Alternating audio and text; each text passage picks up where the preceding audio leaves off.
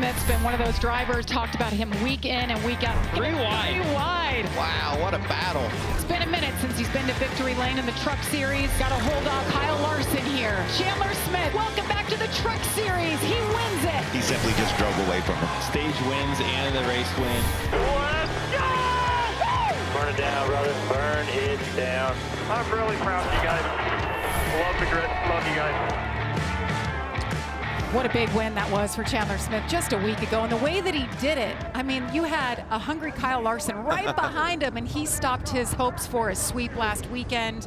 I mean, just it's incredible what this team has done. He's just been so perfect all year long and got the win over at Bristol. That's just what it's all about. And we saw that coming. You knew when he came truck racing he was going to be competitive. Great organization with Front Row, and he is putting some laps down. Yeah, he's lived with the philosophy, right? This team was just created in January. It's a brand new race team. My concern, or my question rather, would be they already have a win. They haven't finished outside the top 10. What's the next step? What's the next goal? What's there to improve? There's not a whole lot to improve with this race team other than just win every week, it seems. And we're already on the front row for this one. It seems like that 38 truck is a really, really hitting on the right spots at the right times already this early. Let's just hope they didn't peak too early so far in the season, but feeling really, really good about that race team. Best qualifying effort for him, by the way. And yes, and how about the guy starting on the pole, Michael? I just love that first-time pole sitter, a great lap in qualifying. These guys were just hammered down in qualifying, and Jake Garcia went out there and showed the world that he can get it done, and he's having a good season. I think we're going to see some good things from him tonight. 4 top 10 finishes for Jake Garcia, so it's just a matter of time. He's been knocking on that door. We talked about the front row here, side by side. A Thor Sport represented there on the pole today. Row number 2, Carson. Yeah, right here on row number 2, just 2 guys with a very big difference in resume. Ben Rhodes, multi-time champion, and then Connor Mozak still looking for his first win, but had a lot of speed this weekend. Michael, who you got in row 3 here? I just love row 3. You got Lane Riggs and Bailey Curry. They're just so solid everywhere we go, and I think that Bailey Curry is a win waiting to happen, and we know how good Lane is. Watch row 3 when we go green flag racing. Take a look at the rest of the Mother's High Performance Car Care starting grid. Got Hayden Honeycutt. We talk about him every week. You talk about a win ready to happen. Caden Honeycutt, Ty Majeski right behind him. Fastest guy here, all until qualifying, but I think he's going to have quite a lot of speed this week. You saw Corey Heim outside the top 10. That's very unusual. He'll be fun to watch charge through the field. Grant Enfinger is going to start back on row 10. He had a solid practice session, but didn't qualify as well as he hoped. Speaking of not qualify well, you saw Stuart Friesen there going to the back of the field, but big shock here, but expecting to see him move forward. Brandon Jones back here, going to be looking to move forward very quickly. Yeah, he about wiped that number 1 truck out in qualifying, got really loose coming to the green flag, was able to save it, but there's another truck that will be charging through this field. I think we are all wondering, Jamie, how will we pass? Will we be able to race competitively on this racetrack, or will it be single file? We're going to find out early with some of these fast guys in the back. That's right. Keep your eye on the 1 truck and definitely the 11 truck. Well, let's say hello to our 2 pit reporters covering all the action down there tonight, Todd Bodine and Amanda Busick. Hello, Amanda.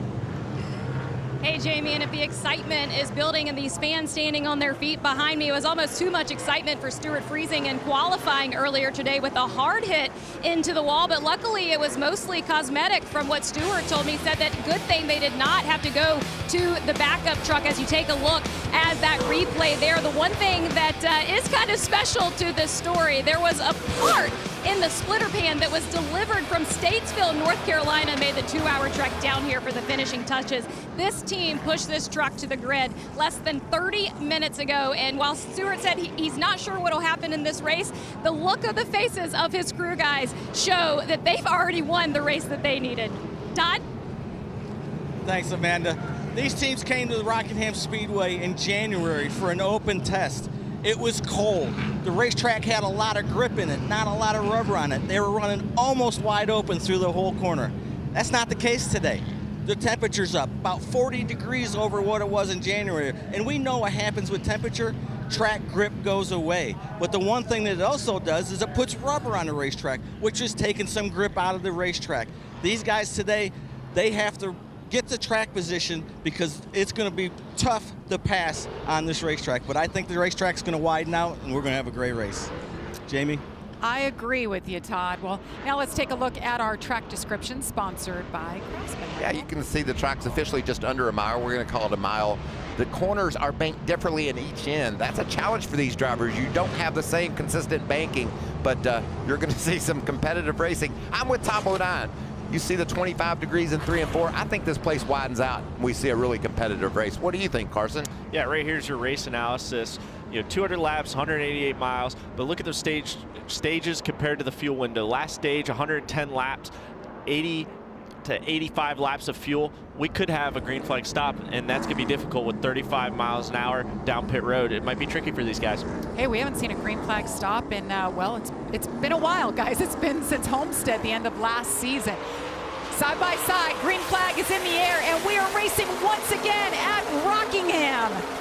Jake Garcia on the outside, Chandler Smith on the inside. Guys, you can feel and see the speed already. You can see the rooster tails, a very dirty racetrack right here. As Jake Garcia likes to take the top, that's going to be a conversation we're going to have all week or all day as we have restarts. But Chandler Smith already on the rear bumper, getting him loose off of turn 4. A battle for the lead down the straightaway. Going to be able to side draft, take advantage of that distance, but this is going to be a tough pass to clear into 1. As it's going to get free, wash up the racetrack just a little bit, head through 1 and 2.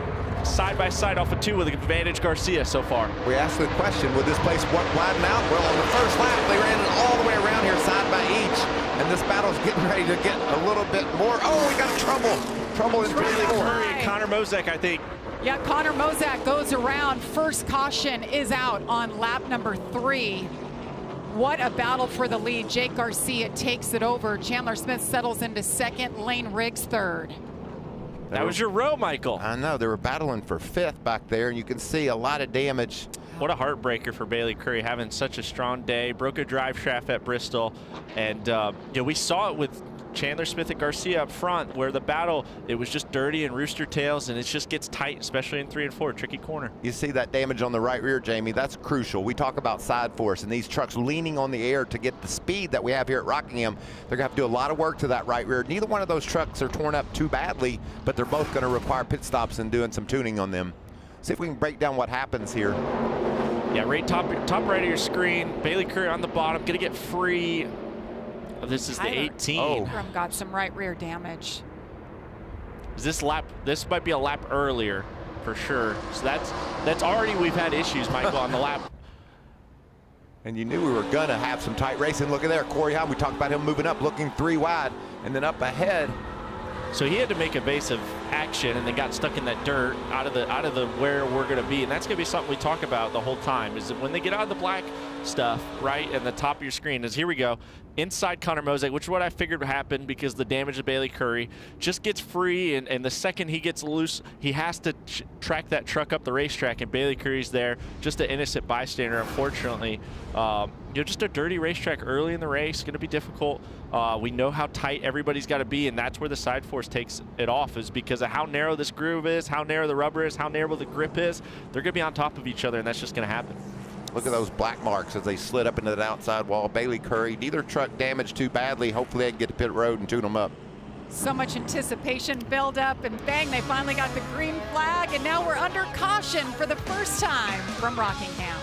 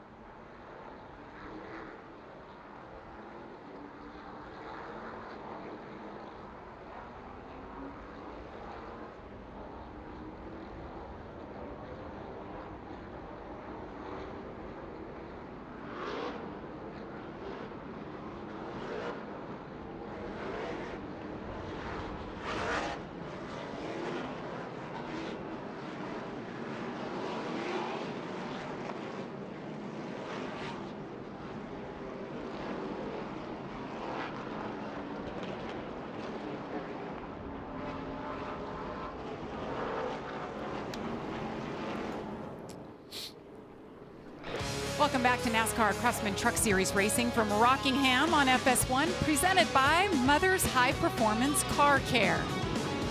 Well, we took the green flag and it was short-lived. Had just a few laps before first caution came out. Bailey Curry with some damage, Connor Mozak as well. And we're ready to go once again.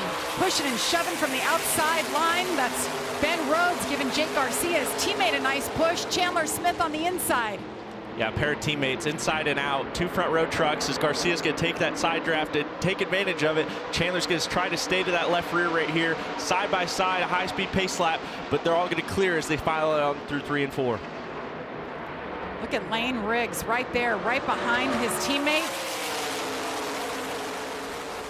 Chandler going to be fighting for clean air. I think we're going to see, especially early, smoke in the back with Ben Rhodes at one point for something, but certain. Oh, Ben's with problems. You can see there's a gap. Yeah, I'm not sure. Low tires, maybe left rear or something. It looks like right rear, right front. No, right front. At some point, he either hit the wall or hit a driver or something. But you see everybody slowing down behind him because they're afraid to go to the outside in case he blows a tire. I think it could be an oil leak too. We don't know for sure what is going on there. Look at this battle though. We talked about side by side. Where would you go? How would you do it? Contact off turn 2. Man, there's action all over this racetrack. Gio Ruggiero in the 17 truck trying to hang on. Meanwhile, wanted to keep our eyes on the 11 of Corey Heim, see how he does. He's slicing through the field. Very impressive a time and jet ski be able to roll the bottom in dirty air. But you see Ben Rhodes with that failure or some kind of smoke. Everybody worried to pass him on the top. Ben Rhodes knows that, going to stay to the top, and they're all going to roll around him on the inside. Unsure yet of what that problem is, but we'll keep you all updated. You see how loose they get down on the bottom. You just dive in there and there's no grip because you don't have any air to lean on. You're inside of another truck, and man, they're just running breakneck speeds around this racetrack, and that's why it's so difficult to hang on. As you see Stuart Friesen starting in the back, feeling that number 52 out as he goes against Dawson Sutton here off turn 2. Looks like they've done a nice job on the repairs. You don't see any smoke, and he's moving up. Another pass on the 26 of Dawson Sutton. Very impressive to be able to move up 11, now 12 spots right here. But yeah, a lot of air moving around these vehicles. This is the first time they're all on top of each other here, and a lot of speeds to the corners. So these trucks are a handful right now. They don't have these notebooks for race adjustments, tire pressures, and anything. And that's why I think we're seeing these trucks not handle the greatest as they fire off. You see, loose there was Lane Riggs as he went down into turn 3. Now we're going to hop on board with Tom Majeski running in the 6th position. Gio Ruggiero up there just ahead of him in 5th. Good run for Gio here early. Must have been a bit of a tire wear up, like you said, Carson, because it's gone away. He slowed down so abruptly. I thought maybe he had an engine issue, but it's cleared up. I think he didn't know what he had either. I think they, speeds are going so fast here. If he could just manage that right front situation, even if it was, just be able to manage the cut, the tire, or whatever, they could stay in this race and assess that situation as they only have 35 to go to the stage yellow. It's 3 wide down the front stretch. Since the issue for Ben Rhodes, he slipped from 4th back to 18th, but hanging tough on the outside line while they make their way through. There's Brandon Jones in the 1 truck. Was there a little contact once again? I believe that was Jack Wood behind in contact with the wall. We're going to have to keep an eye. Those right front fenders, Michael, as maybe we've seen with Ben Rhodes, that's very difficult, or they're very close to the right front fender, and that's just a tough deal. If you hit the wall, it could cut a right front tire. I just don't see any damage to the right front of that of Ben Rhodes' 99 truck, but you see Stuart Friesen continues to march forward. He hit the wall and qualified, and he's already gone around Ben Rhodes, so he's got a good truck here. Amanda, what's going on with the 99? Yeah, that fluid you saw coming out of the 99 was power steering fluid. I just took a look at Rich Lucian's and he's going to come in as soon as he can. They've been hoping for a caution out here to kind of save track position or save time for themselves, but I expect the 99 soon. He just can't steer this truck. How difficult is it at that point, what he's dealing with? Well, it makes sense while he's running the 4th groove, turn the wheel less and let the racetrack turn you. But yeah, it's difficult, especially with how fast this was. If it was worn out and slow, it would be way easier, Michael, but these speeds are faster. You get worn out here, even especially me with how fast the G-forces are, how fast center corner speed. It's tough and it's grueling. Oh, and it's so hard to drive one of these things without power steering, even at a flat track. But you throw in the banking and you throw in the speed that he's dealing with here, That's a handful. Yeah, I apologize. It was Nathan Bird, the 02, that I think hit the wall, not Jack Wood. Trucks look about the same, but as we see, Connor Mozak has those tires.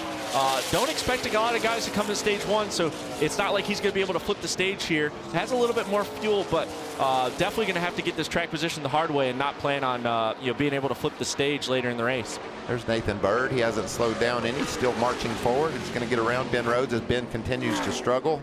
See Tony Breidinger in that red truck. She's coming up to go up against number 99 next. Mike, let's take a look. Bottom of your screen, the right-hand just gets out of that grip and in dirty air, and they're side by side. Just a tough spot for Nathan there. Looks like he's still going. No tire smoke or anything, but you see the right rear quarter panel flared out and probably flattened. It's going to be an uphill battle for that 02 as they were already kind of struggling a little bit for pace. I love this. We talked about watching the guys coming from the back. Stuart Friesen up 12 spots. Brandon Jones up 9. Corey Heim 8. They are moving. And you talk about moving, and we knew he was going to be moving, and that's Corey Heim. He's gone from 15th up into the top 10, 7th right now.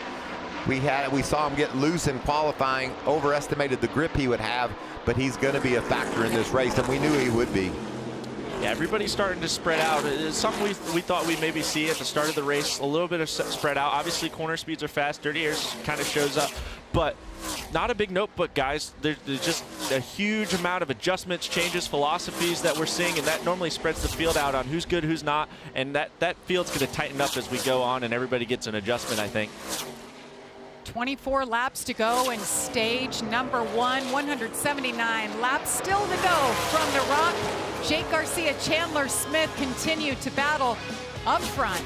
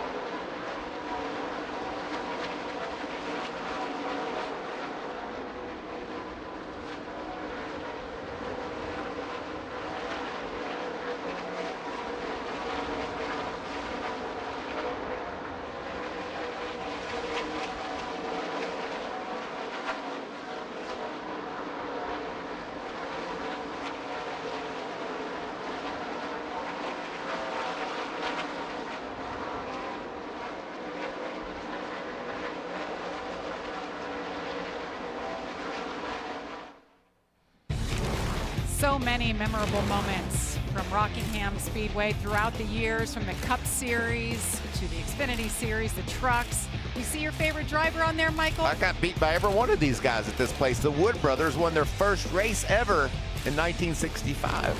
at Rockingham. Their first race at Rockingham in 1965. Not ever. Saw our colleague Jamie McMurray. He was pretty good around here. He's got a few wins. Yeah. Rockingham. He's a talented racer. He is. Glad to see him doing TV. He's all over the place these days. How impressive is it where we come to a racetrack with so much history and we come to a driver who's led them all that hasn't even probably seen this race, and he's younger, if not as young as me, that he doesn't even know really what Rockingham was like, Michael. And then look at him. He's catching up with Tyler Ankrum. That's really surprising. Ankrum is in danger of going the lap down here in this first stage. He thought he would be a competitive truck, and it isn't working right now for him. But to your point, Carson, what a job Jake Garcia is doing. We've seen vast improvement from he and that team this year, and he's really getting it done here at Rockingham right now. Yeah, right now on board Tyler Ankrum, you get to see a good idea of what's, you know, the speed difference, right, as Chandler Smith begins to stalk Jake Garcia. But Ankrum, you know, we get to see the speed difference. A little bit of it is that Garcia can definitely run lower. See how low the Garcia is and able to carry that speed, as Ankrum, you know, just having to use a lot of that racetrack and not being able to take advantage of the center speed. But I tell you what, it looks like Garcia kind of struggling in traffic a little bit and really able to, you know, Chandler Smith apply pressure. Yeah, that experience from Chandler Smith is paying off here as he's trying to figure out alternate lines to be able to do something with Ankrum. And Ankrum's going to try to be the biggest roadblock he could ever be.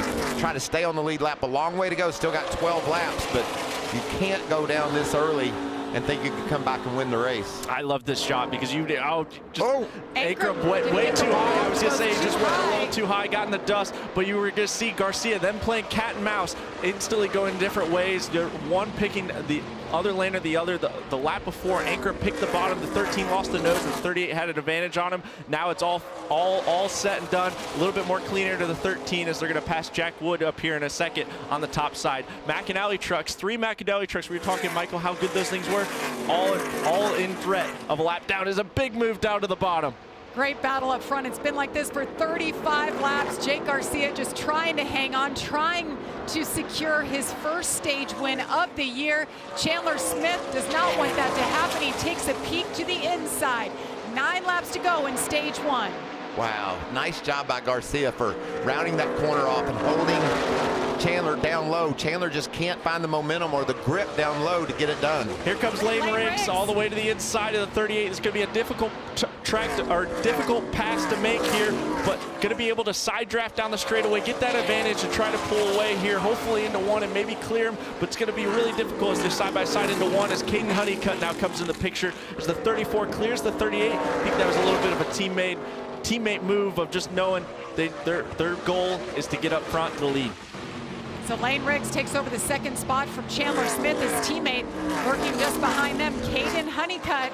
Guys, this is great. We had heard after the test, everybody was worried they were so fast, they were all stuck to the bottom.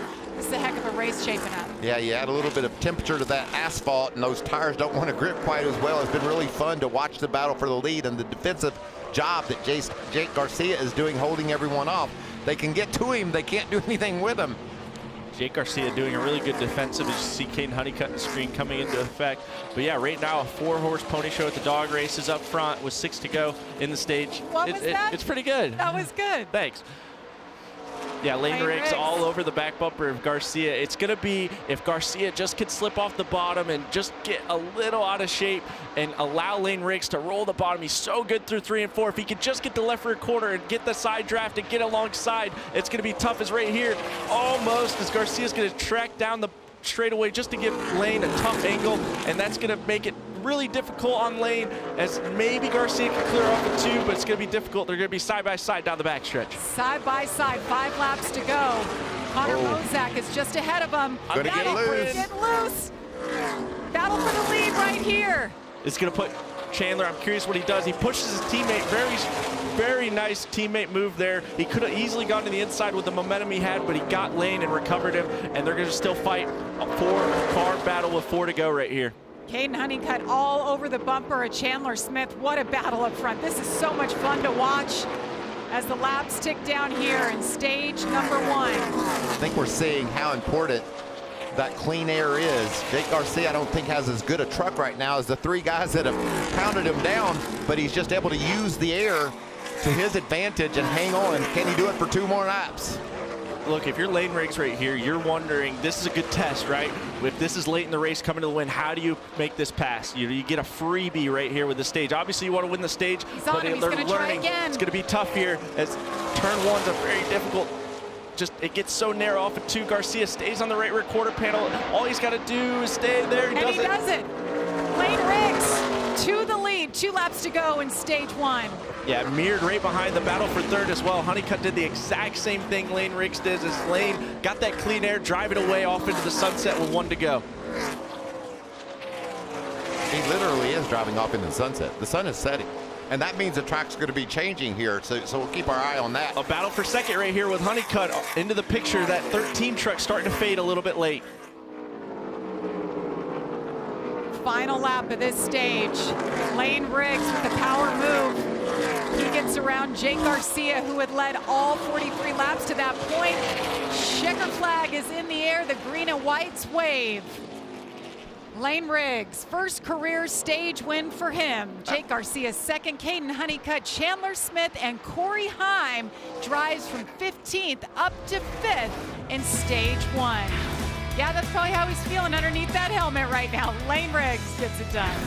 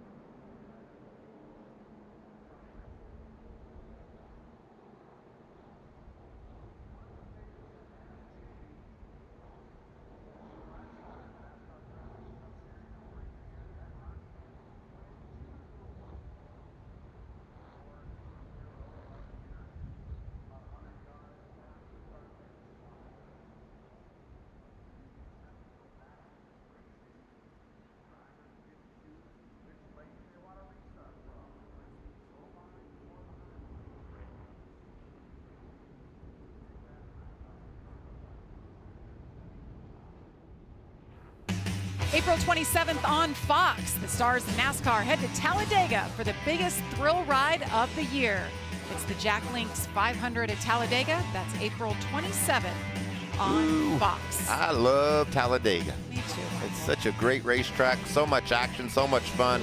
Can't wait to tune in Fox and check it all out. We get to watch you, Mr. Hocevar, on Sunday. What do you think of Talladega? For real. I'm not a fan at all of Talladega just because of my bad luck there, but Talladega is always fun and enjoyable.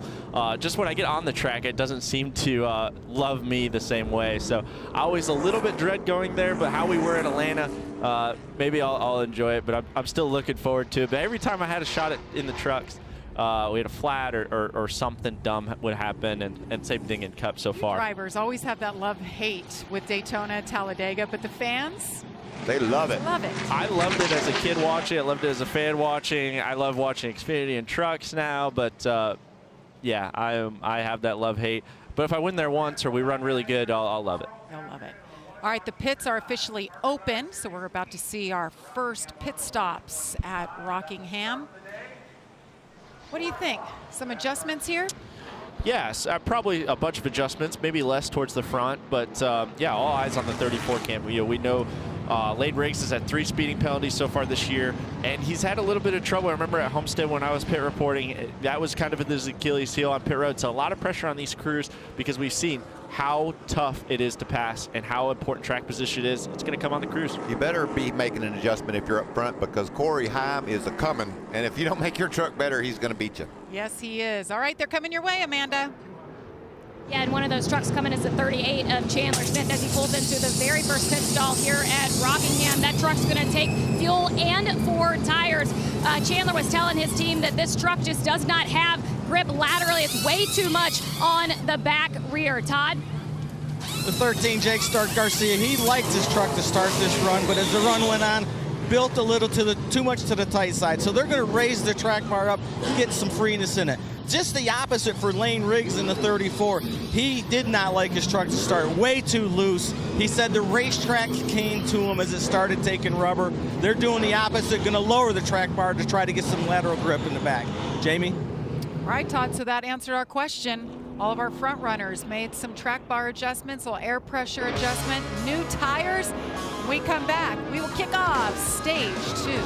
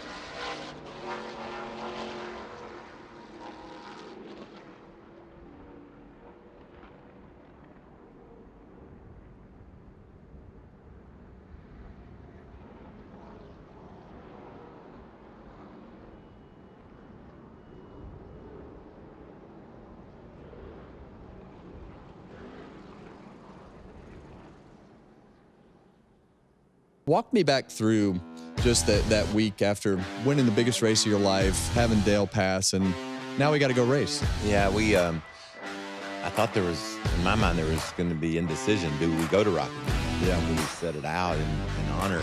And we decided as collectively as a group, and certainly correctly, Dale would be pissed if we didn't go to Rockingham.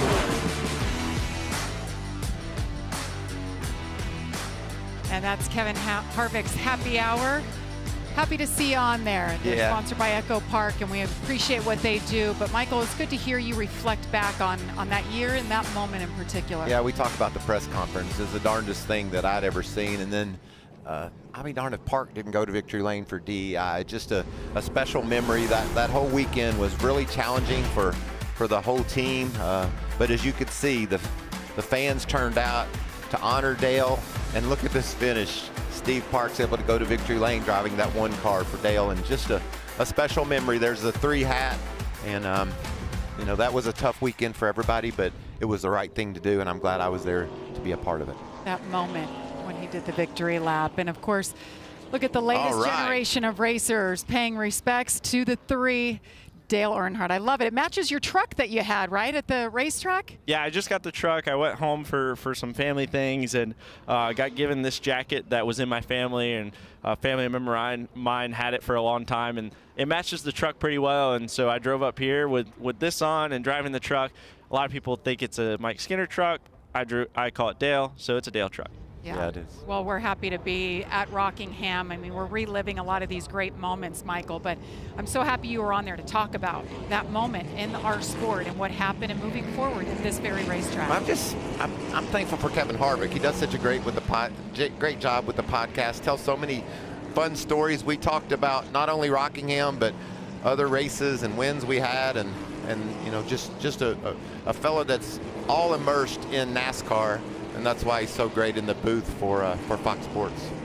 Well, we saw during break, Matt Crafton had an issue. A lot of smoke. Amanda, what are you hearing? Yeah, just an air of a calamities down here for the 88. I was told that the switch that Matt uses to switch from one battery to the other was shorting out, and that was causing sparks inside of that truck that ended up lighting, as we said earlier, that the dash was on fire, and that was the smoke coming out of the 88 there. But that truck is being pushed back to the garage. Jamie, I know we've talked about it all day. Such a shame, considering that Matt Crafton has experience here at the Rock. Yeah, it's a shame. He's had such a tough start to the season. Just another bump in the road here for that 88 team. I'll tell you what, Jamie, an electrical fire is hard to breathe in. As they come back to the green flag, Caden Honeycutt, Grant Enfinger, great pit stops. They lead us off for stage number 2. Lane Riggs just behind him. Parker Kligerman up in the top 4. we got strategy all over the place. Guys taking 2 tires. We talk about the grip and how the tires aren't falling off. That allowed people to make a strategy call here early in the going.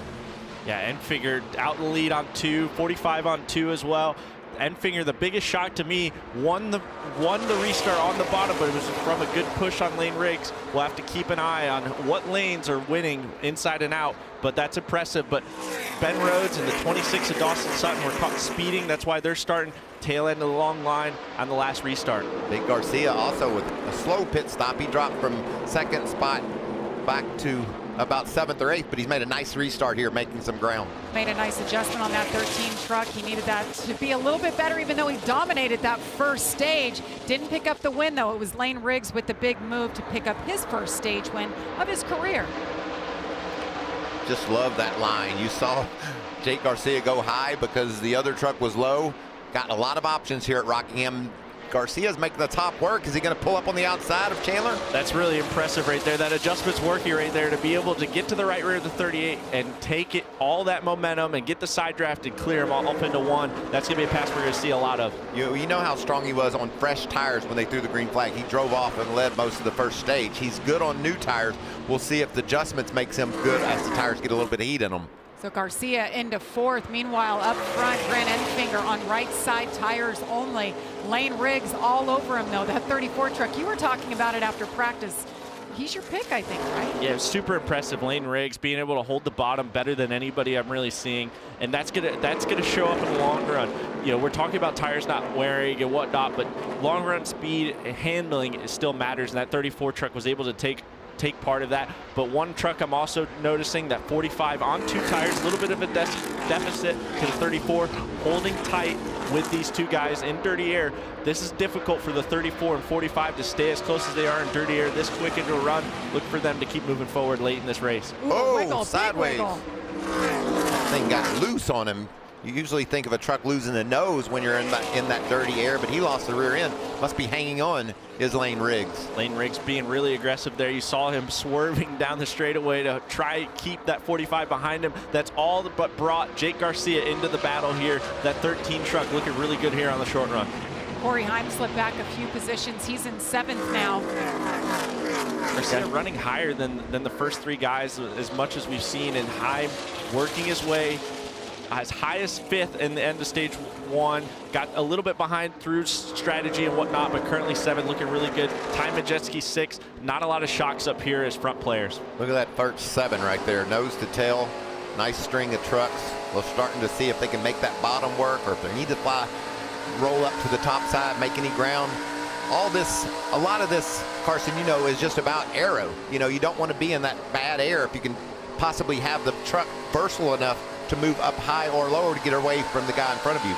That's why a place like Rockingham, it's not a smooth ride, as we saw on board of Majeski's. You see the battle now with the 15 of Tanner Gray and Rajak Ruth, but this track isn't smooth. It's not easy to run the bottom. It's not easy to hit the bottom. It's not easy to move up, and it just has all these weird lines that you get a run off of 4 and you get a run off of 2, and 2 gets tight if you're on the top and everything. That it really allows you to move around if you can get some clean air. That's keeping these trucks close together. There's Daniel Hemrick just out of the shot. First time we talked about him today, running in the 13th spot just behind this battle right here. Daniel, of course, got the win 2 weeks ago at Martinsville. There he is. Grant Enfinger continues to lead the field here at the Rock. Lane Riggs behind him. We'll be back. 135 laps to go.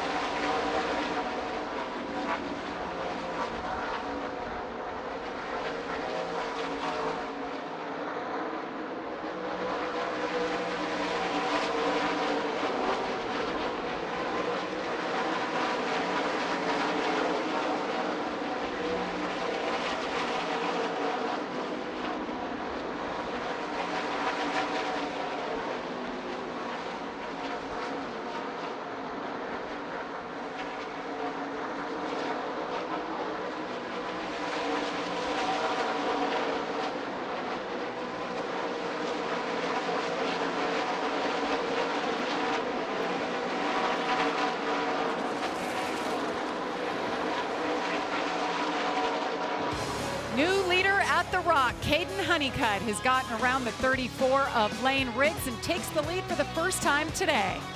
Gentlemen, let's take a look at how it happened. Yeah, we saw it off your screen right here. Right here, the 34 made a really good crossover maneuver. Going to get loose, as we've seen before. Going to get loose once, twice, and going to be able to pinch. But see the 45 out of the screen. You're going to see it drive all the way to the inside, take advantage of it, and slide it both while he's got momentum. The 34-9 side drafted each other. The 34-9 lost their momentum. 45 able to take advantage of cutting the distance and keeping that momentum. Honeycutt to the lead and pulling away a little bit. 34 keeping in tow, but now Garcia to third as we've lost touch with Enfinger. He's fallen all the way to 6 now. And you remember those 2 tires that Caden Honeycutt took are working for him. Fast truck right now. But Jake Garcia, we talked about how good he was on the new tires at the start of the race. That adjustment looks like it's working good for him too, as he's got his truck up into the 3rd spot. Really impressive right here for all of them, as Corey Day currently 3 laps down with a right rear. Currently down pit road again. Just a bad day going worse, Michael. Yeah, you got to learn everything. Oh, now he stalled it. Oh, and look at Ben Rhodes. Remember the power steering issue? He's off the track. They're working on that. Probably just wore his poor arms out. Man, that's too much of a job to do without power steering. Amanda, what's the latest on the 99? Yeah, it's still battling that power steering. They think there might be air in the line of trying to get that power steering fluid back into that truck. I just saw the team run off of the pit box and told him to exit that track. The 99 is headed back to the garages, guys. See Rich Lucius, his crew chief there. Tough break for them. They look like contenders to start this day, earlier with practice and qualifying. That time by Jake Garcia and Corey Heim, the fastest 2 trucks on the track. They're both solidly in the top 5. You can see here, the 17 at Giorgio. He's having a great run. He's got a really fast truck and is doing a good job. Oh, pass for the lead. There's a battle for the lead. Nathan Bird in that 02 truck, black truck, got in the way of Caden Honeycutt, and that allowed the door to open up for Lane Riggs. Lane Riggs leads here for the 2nd time today. He won stage 1. Look at him setting sail. See you guys. Honeycutt looks a little free or something to be able to not have him be able to run the bottom as good. And Nathan Bird just took that line away from him. And Lane Riggs, we talked about, been super, super good on the bottom. Rolled by them both. Jake Garcia making his way forward. They made that big adjustment, fell back a bit, but he's moving forward as Lane Riggs continues to lead. We'll step aside, but you won't miss a thing.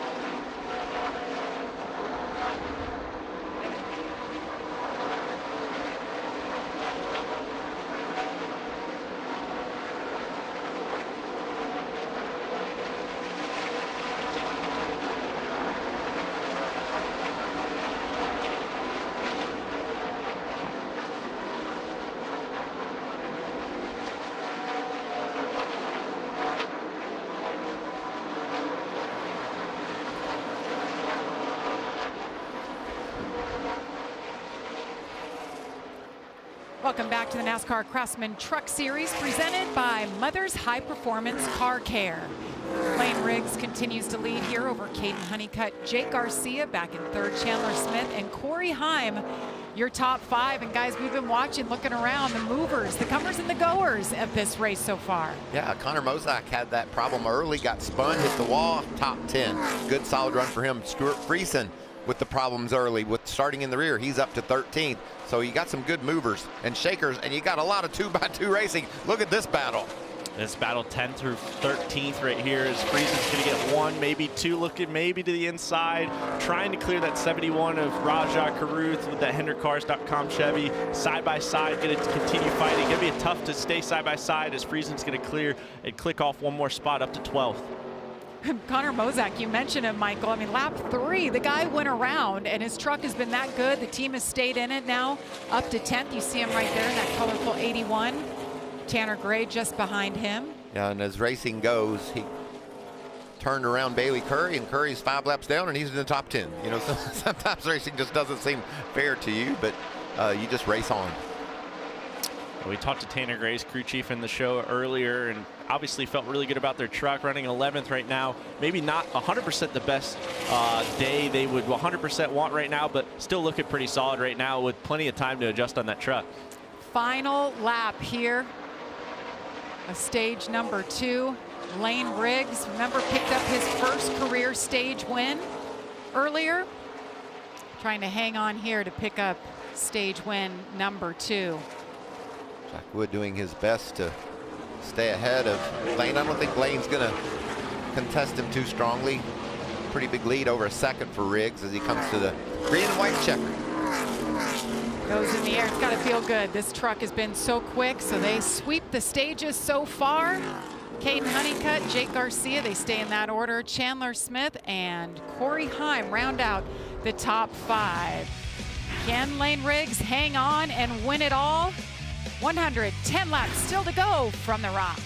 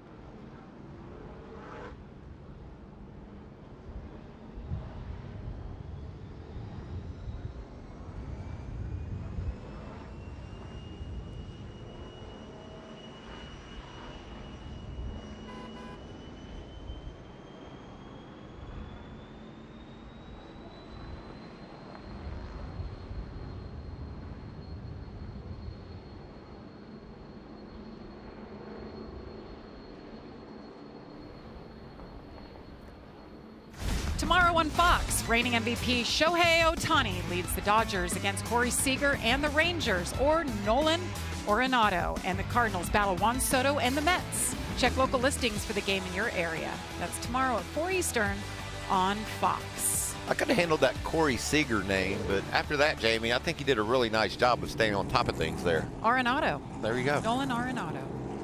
It's fun to say. The Cardinals. We got a lot of stuff going on Fox right now.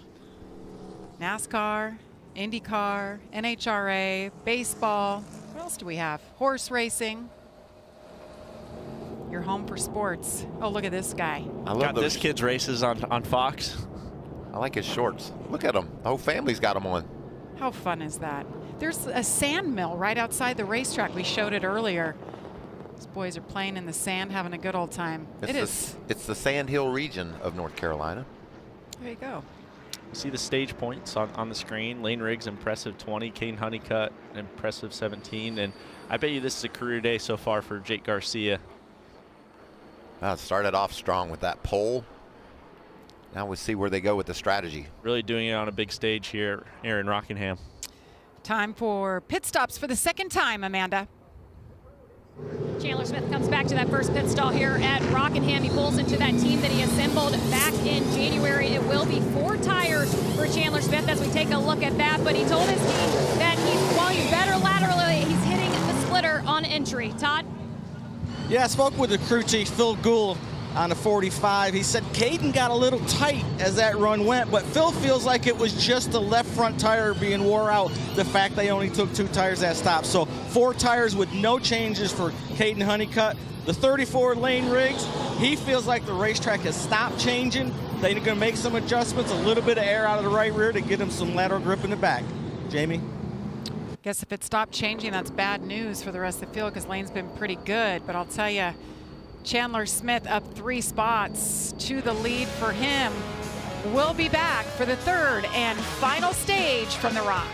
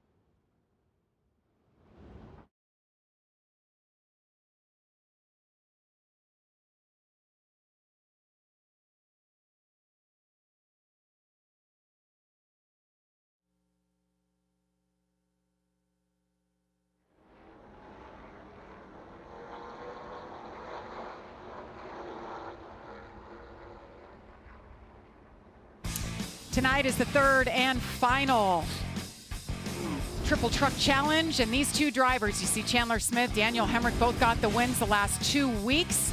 If they're the top finisher of the eligible drivers, they will take home a total of $150,000.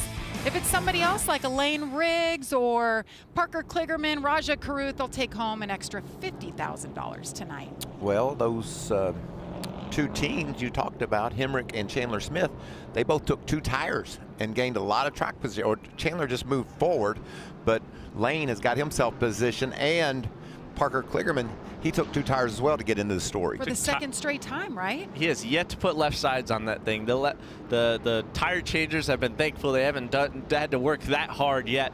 But yeah, I'm curious how this seems to work out. He got himself to the top 10, got himself some track position. But I'm really curious to see the thought process here, if it could take advantage. Let's see if he can deliver a sucker punch and use that strategy to win this race. It's a good one. I like thank it. you. Yeah, Brandon Jones, you see that one truck, I should say, had a loose wheel as we're good. The wheel got away from him on pit road. Here it is.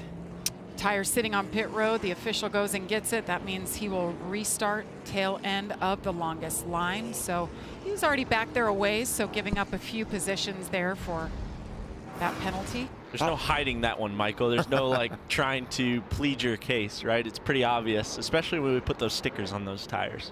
We got Sammy Smith, Connor Mosack also moving well up into the order with the strategy plays. So this is going to be fun to watch.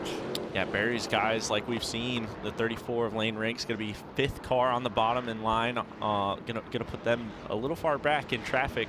You're going to be maybe making those trucks difficult to handle as you see Sammy Smith. This is the highest he's been all day. Right behind him's Connor Mosack. We saw his problems earlier. They were used to seeing that 07 truck, though, up front. That sun looks like it could be causing us some problems here as we race into the evening. Track's going to change, too. I think it's going to cool off enough at the end of this race that maybe this track will change, and we'll see who that benefits as we go toward the checker. Yeah, it was interesting, different philosophies. We heard Lane say he thinks it's done changing, but I think there's a few others, Michael, that have adjusted knowing it'll change. As we're back under green with Chandler Smith, Raja Karuth restarts on the front row for the first time this evening. Bottom won the last restart. Really strong run from Raja to be able to get through the gears. Parker Kligerman going to be able to maybe help recover as they're side by side into 3 with Raja on the inside. Going to be a tough pass to pay off, but side by side still down through 3 and 4. God, it's so hard to hold that bottom. As you can see, Raja struggling. It's going to open up the bottom for Parker Kligerman. Go 3 wide. Maybe he's going to help be there for the 71, maybe help him out, but that's going to be a tough as Raja gets loose. Inside now, Kligerman is clear to the lead, Chandler Smith. Raja washes up to the outside. You saw their hands working in there. Look at this, trying to make it 3 wide behind him. That's Lane Riggs. Wow, what a battle. Look at all that mess. Wide again, there's Lane Riggs in the middle. Going to lose a lot of spots here as they're going to train him on the outside. Going to be able to get tucked right behind the 11 as the 81 way up the racetrack. That's going to help Lane Riggs recover right there. But the biggest loser right now, that 07 truck right in the middle of your screen, losing a lot of spots quick. Majeski got a little bit loose and slowed his momentum, and that hurt the 07 of Smith. Mosack continues to run way up there where no one else is. I keep thinking he's wrecking, but he seems to be keeping pace with the field. They got those tires dirty one time. He just keeps landing up there and just making them worse and compounding. But we see back here Garcia, guys, the 98. Guys stuck in traffic. They hadn't been in traffic this much all day as we see side by side the 17 teammates right here. 17, Gio Ruggiero. Oh, Tanner Gray gets huge wiggle, washes up the track, gives up. That'll get your attention right there. That thing got away from him in a hurry. There's contact in front. That was, I believe, Mosack again at some point. Dawson Sutton maybe. As you see, they're all sort of on top of each other. They got together. Oh, again. that's going to be a wreck. Contact. Connor Mosack, Luke Fenhouse. Luke hangs on to it. I can't believe they didn't crash. He's got a fender rub. You see it there on the left rear. Mosack got to be able to take advantage of the line. He's been running the last few laps and take evasive action, but going to be a tire rub on the 66 machine and a lot of contact happening. Oh, yeah, there's Dawson Sutton with maybe a right front down or something out of the groove at some point, slow. I believe we got a replay for you. Yeah, this is what happens when they go 3 wide into turn 3 and there's just not enough room for everyone. Damage to the right front of Fenhouse. Watch what Tyler Ankrum sees as he looks ahead. There's just trucks all over each other here. We're on board with the 18 here. Just in case of Mozak not giving enough space, not maybe a late call wide or something. But yeah, a lot happening right there. But I think really because Mozak had so much going on in 1 and 2, he hadn't fully recovered and known exactly where it was on the racetrack. Just put him in a tight spot, able to corral these trucks. You see Luke Fenhouse gave up a lot of track position back in 21st now. Had a rub on that right front, but it looks like it's clearanced itself. Let's hope that doesn't mean it rubbed the sidewall of that tire and he has a flat. Because a flat right front here will hurt. Nice little loose truck off turn 4. So much going on. Corey Heim right there in the 11 truck was part of that gaggle moving forward. He's gotten up to 5th tonight, but guys, he hasn't been able to move past that. Hasn't led a lap yet tonight. It's been a lot about this man right here, Chandler Smith, as he continues to lead here. You see that led 13 of 107 laps tonight. I think that might be about the biggest lead we've seen. He's driven off by just over a second, and there's Daniel Hemrick using strategy. Oh, caution's out. Hemrick using the strategy to get those 2 tires. He's got the track position, and he likes his truck. Oh, Ty big Majeski damage for our defending series champion, Ty Majeski. Tilted the in-car camera. That brings out the 4th caution this evening. Wow, that's a big hit. Yeah, that's going to be, potentially the end of his race, or really, really difficult to be able to repair. A lot of damage right there. You could see basically the whole underbody of that rear tail. Going to be tough as you see the smoke already filling the cockpit from the tire rubs and everything. And he was tough luck right there. He was running 10th at the time of this impact. Take a look back here. He's on the inside of Grant Enfinger, and we know how easy it is to get loose down there. And that's what happens. Got the right rear out, no air to lean on. That means a loose race truck, and it went around. I've seen that before, Michael. Remember a few weeks ago in Martinsville, just running real close on the bottom, trying to get a little tight, and just gets in too deep, too shallow, and time a jet ski around and pays the price for it this time, battling for 10th with Grant Enfinger. Second bad week for Ty Majeski. Finished 33rd a week ago at Bristol. Oof, right there. Enfinger did a good job to be able to recover there and keep his truck out of the wall, but not the same for Ty Majeski, as that Soda Sense truck is seen better days right now. You know how hard it is, Carson, when you're that outside truck. You can almost sense that the guy below you's in trouble, and you just roll up and give him room so he doesn't take you with him. And I think you saw some heads up driving there by Grant Enfinger doing just that. A lot of experience in that Grant Enfinger machine, and just easily able to unwind the wheel. And unfortunately been sort of a characteristic of Ty. Doesn't make a lot of mistakes, but when it does, unfortunately, it's on the inside of trucks and just gets loose, trying a little bit too hard on entry, and just unfortunately just the wrong side of it. What are we going to do about this timely caution? You could make it from here, and we know the tires don't fall off. Do people come and get some gas? I mean, if you're not up front, I think you definitely take advantage of it. But I think almost everybody potentially is going to be able to want to take advantage of it, right? Because you're not going to be able to flip it. Once the guys are good on fuel, they're going to stay out the rest of the day. Yeah, and they're going to stay the rest of the day. So you're not going to be able to catch a yellow and hopefully flip them and get better tires and get back through the field. I think you're really going to see a lot of people come down. It's just now 2 or 4 or none. Yeah, none might be the option too, but if you're going to come down and that's a call you kind of make on the fly. If you see a lot of trucks come in front of you, you might take 2 or just no tires at all to gain track position.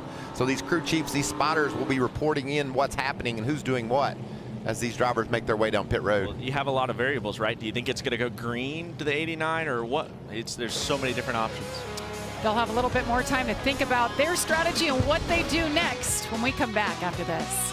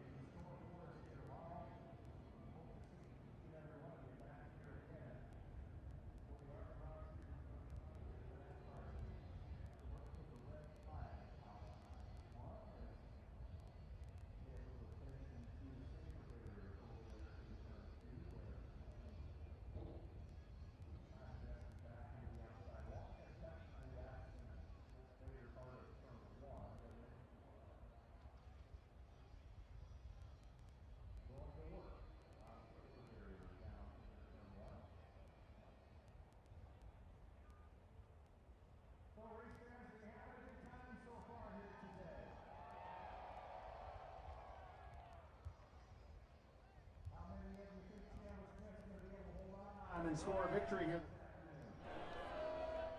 I see some of you saying no thank you.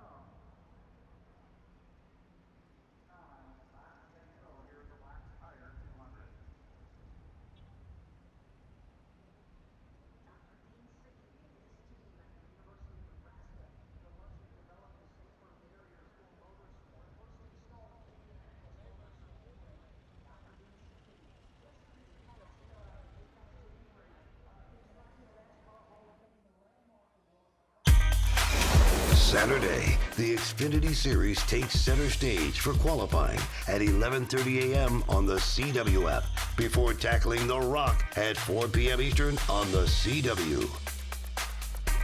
And the red flag is out here at Rockingham with 89 laps to go, and that's because the turn 2 wall had some pretty significant damage, so they're working on repairing that. You see it there. I broke a wall. Safety team. I broke a wall once up at Bristol. That's a big impact. So it's possible. It happens. There you see the drivers getting some water from the safety team. There's the sucker punch truck. Isn't that nice when that shows up? So nice when it shows up. And then we're so rude. We throw the water right out. right when we're done, we don't wait for them to come back and throw it in the trash. We just litter and throw it on the ground. And let's take another look at the impact that led to this red flag. They squeezed up into the outside wall. We see so many trucks getting loose down in the bottom. And what happens is they slide up the hill and get into the wall. It's such an odd shape in the one, right? With the way he was going in, you see it's kind of straight and then just tight diamond, and he's trying to side draft the 9 and kind of pull weight, which ends up giving him a shallower entry, and just has to put a lot of wheel. And the second you do, and the side draft or the side force comes off your truck, you have too much wheel, and you're just not ready for it.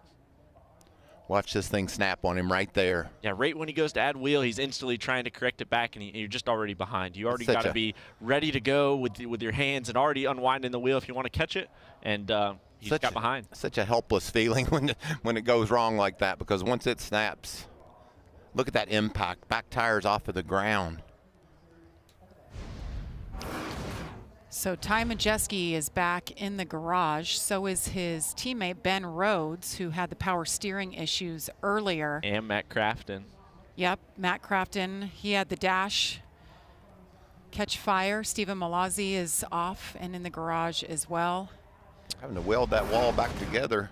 Now right here, this is what I was talking about just before. This is the 26, just going to be coming into your screen now. 26 at 81. Hard in the outside wall, a little bit the 81, but this is where that 26 of Dawson Sutton's right front got cut down, and potentially why Connor Mozak got behind on his spotter or got behind on where exactly he was and pitched those guys into 3, just trying to recover from getting into the wall again. I don't think anybody's gone higher than Connor Mozak for as many laps as he has so far. Well, somebody pushed him up there in that case, because you can see the left side is kind of used up on that 81. Friends of Jacqueline He somehow Foundation came truck. out of it okay, because the 26 ended up down pit road, and that was maybe the 26 getting loose under him, and he got loose under the 44. Connor Mozak came out okay on both ends of it so far. Well, there's been a lot to stay on top of. Todd, what do you have? Well, I'm here with Dylan Capello, Lane Riggs crew chief. Dylan, you got another fast hot rod there. That F-150 is looking pretty good, and your driver's wheeling the thing. We've seen him sideways a few times. What do you think you got for the end of this race? Yeah, I think we got a good shot at it. The truck's been really good all day, we kind of chased it a little bit in practice and took our best guess at balance-wise where we're going to fire off here, and he's been pretty happy with it, so just some small adjustments away from where he was really comfortable. So I feel really good about it, and we'll see kind of how the race plays out here in the closing laps. You see that little grin going he's got something up his sleeve. Yes, he does. Dylan Capello. I like it. He's a racer himself. He still goes around all these weekends off. He goes out there and gets it done himself. Yeah, obviously super young, but seems like a real winner. Even when he goes and races, I remember seeing him win somewhere or another. But, yeah, I mean, honestly starting to turn into the guy that a lot of teams are fighting for or fighting against or keeping their eye on. They're able to do a lot with that 34 truck. They want to be like Charles tonight and get that call to go cup racing. We'll step aside as work continues on the turn 2 wall.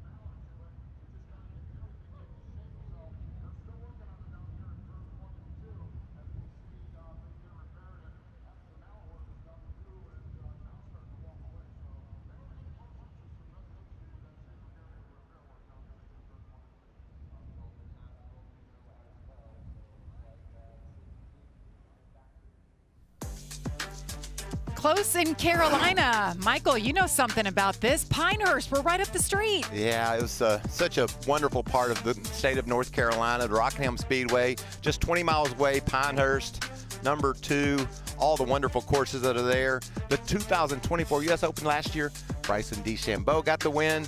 And then I think you're going to see who the real winner is in this next picture. That's me and Miss Colleen playing a little golf down in Pinehurst and just enjoying some good times down there. So beautiful. It's just the perfect part of the world. Tranquil, peaceful, and then you go 20 miles up the road. We got race trucks going every which way. Love to be here, especially this time of the year. It's beautiful. Carson, you don't strike me as a golfer. No, what'd you shoot? I shot a 79 on Wednesday. Thank you, Brandon Suggs, for the Venmo. I think I was like 179 if I went punting. So you just drive 179. You leave the golf in. Everything's working out just fine for you, buddy. I got a high score, and I thought it was good. You're doing good here today. Happy to have you with us as well. They're working on the wall. The turn 2 wall got knocked out. You saw what happened, the big impact by the 98 of Ty Majeski. So they're working on that. Our pit reporters are covering all things. And we're back rolling, so that is a great sign. You know, this safer barrier was actually installed back in 2011. You see the repair right there. 2011, they installed that in order to get the truckers back to Rockingham. Yeah, that's an innovation that many race car drivers and their families are so thankful that NASCAR invested in and made work. You know, a lot of people talk about the safety inside the truck, as you see here on board with Tyler Ankrum with the headrest and the head and neck restraint. But for me, the first time I ever hit a safer barrier and it didn't hurt, that was the biggest safety innovation in my world. We're being told that the pits are open, and Michael, you talked about that this opens up that window. They could pit here and be done for the race. And if I don't have track position, I'm definitely doing that right now. And I'm a little bit surprised. There's a lot of trucks that did take advantage of that because of the fact that we haven't seen the fall off in tires, and we've seen guys just get 2 tires and be able to outrun guys with 4 tires. So a lot of strategy going on right here. This is going to be good for our broadcast because you're going to have a lot of different guys going in different directions. Yeah, the highest guy that came down pit road, 6, Parker Kligerman. We've seen him take 2 tires all day long, finally able to put 4 on it. Grant Enfinger, one of those, he was 9th, and the next were 13th on back. So a lot of mixture of guys, but all kind of towards the back, or, you know, like Parker Kligerman, he needed a reason to be able to come in, take some tires. Well, we saw that big impact by Ty Majeski. He's out of his truck and with Amanda. Yeah, Jamie, Ty Majeski here in reflection outside of the care center. And we talked a little bit off camera about the video of your in-car and how the wheel snapped. What could you have done different, Ty?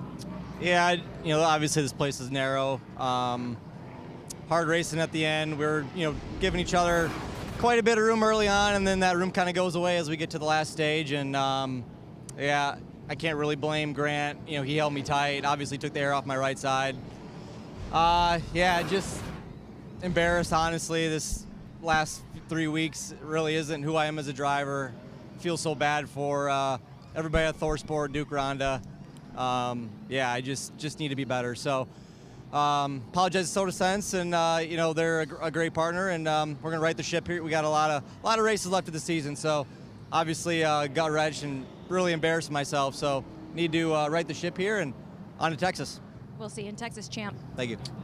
Yeah, and the champion taking this one hard. And we've seen this story before where he's down in the dumps, has a string of bad races, and then he turns it around. And he did it last year, comes out and wins the championship. Yeah, pretty honest and self-critical right there, obviously. But, yeah, I mean, he works on the trucks himself. He's there. As we see the first 3 versus the last 3, obviously a big difference there. But, you know, running up front at Martinsville and wreck leading, right, or wreck battling for the lead, and then end up wrecking here. You know, just a tough stretch of races that I'm sure they'll bounce back up. And these aren't their best tracks, right? Martinsville obviously really good, but you know, when we get late into the year, those short tracks tend to, you know, get 3 or 4 at a time, and that's really where they show up the best, and that's, you know, where they're able to take advantage of and build on that momentum.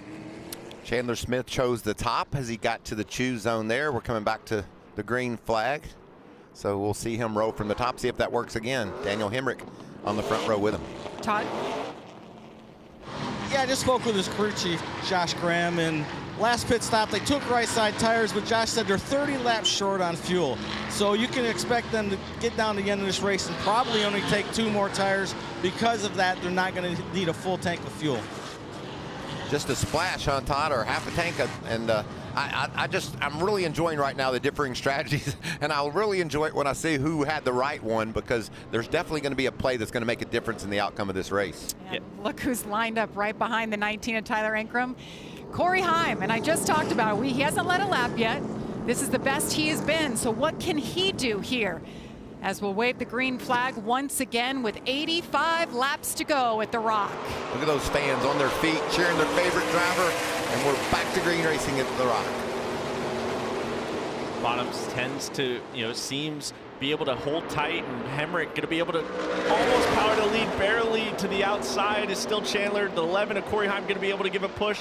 Expect the 19 not to clear. I thought he might be able to, but the 19 had to lift really early, being able to be guarded against that side draft, side by side down the front stretch as Corey Heim tries to pick which lane's going to go forward. He's going to pick the bottom and try to get a little bit of air on that left front fender. Such a great battle for the 2 right now, the 38, the 19, the winners of the last 2 races. If one of them wins this race or is the highest finishing driver, they will take home $150,000 from the Triple Truck Challenge. And here comes Corey Heim on the outside. Oh, we're Hard in the outside wall. I believe that was Stuart. Stuart Back Friesen. involved, a few Tanner more. Gray around on the infield. They cross the start-finish line. The caution comes out for the 5th time. Strategy, Michael. This is going to put us all but in our window potentially, and those guys that just pitted might have a free stop, as guys are going to be able to hopefully make it here that just pitted. But a lot of damage. That's going to end the night of Tanner Gray, Stuart Friesen, and I think a few others involved. Matt Mills there, that's going to end his night. Good to see the window net down. Really, really hard hit as Friesen. We saw a really quick snap free moment.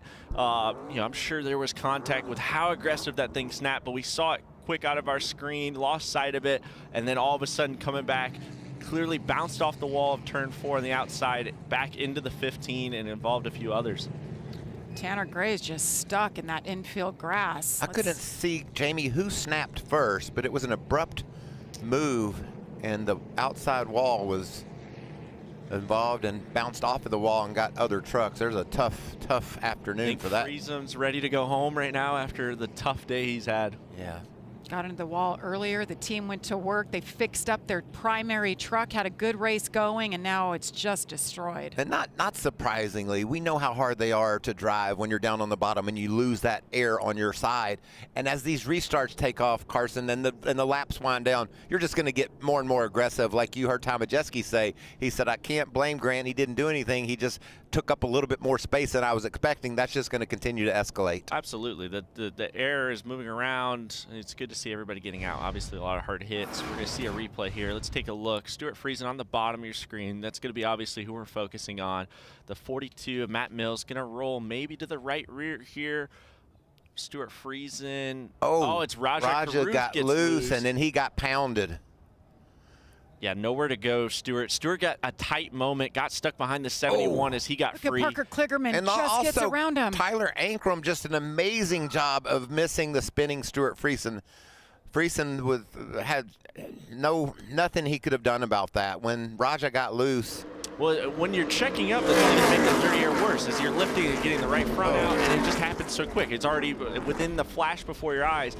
Just nothing Stuart could have done, nothing the 42 and Matt Mills could have done, but really nice work from everybody out back to avoid that and pick that up. Watch this again. Just a big loose moment from Raja right there. And gosh, Tyler Ankrum did a really good job. Andres Perez in the dirt, realizing that, not panicking, turning right out of the grass. As you see Tanner Grace trying to keep the throttle down, just spinning around, stuck in the dirt. But Connor Mosaic barely avoiding it again. And unfortunately, I mean, you could have involved 6-7 pretty good trucks here that have fuel to make it, that could be factors here, that could have had their night wiped out right here. Is where I'm board Tyler Ankrum, seeing what he sees.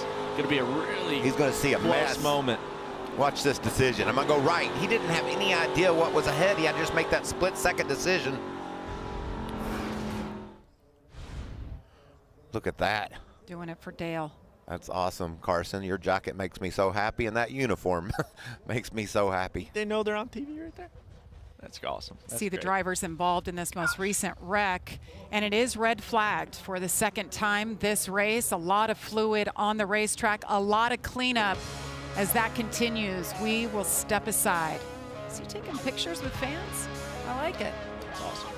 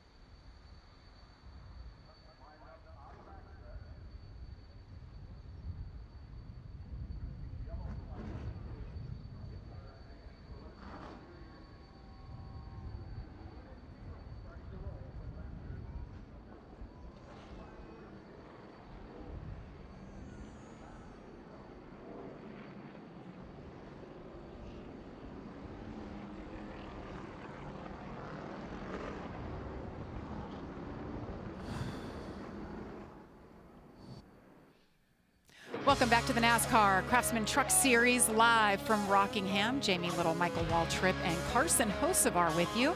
Todd Bodine and Amanda Busick covering things on pit road. Well, it's been an exciting race. There's been a lot to follow. The pits are open now, and we have some takers, Amanda. Yeah, you see Chandler Smith come into his pit stall number 1 here at Rockingham, and man, he looks to go back-to-back in race wins. He's had quite a season, but he's just telling that team, I need better front turn. 19 to Daniel Hamrick's coming in. Needs about 4 seconds of fuel, but I believe they're going to put tires on here. Last time in, they only took right sides. No, fuel only. Daniel Hamrick. You just really have to give it up for Goodyear. You know, they come to this new track and haven't been here in so many years, and they're building a tire that these teams can mix up the strategy with. They can take two. They can just get gas only. I love this. Yeah, big winners that were the ones that got the free pit stop earlier. But yeah, a lot of left side tires, no tires, fuel only. Interesting to note though, Corey Heim didn't pit the first time and didn't pit again. Very interesting. He's going to be really light on fuel. Not sure the game plan here, but he's alone on his own island right now. But he's going to refire from the lead. Gotta go. Yeah, Michael, you gave a shout out to Goodyear, and it was well deserved. These tires are really bulletproof, and right now you guys are talking about left sides. The only reason they need to put left sides on is to get a little grip back, maybe change the handling of their trucks. Wear is absolutely not an issue on either the left or the right, so great job, Goodyear. Got that right.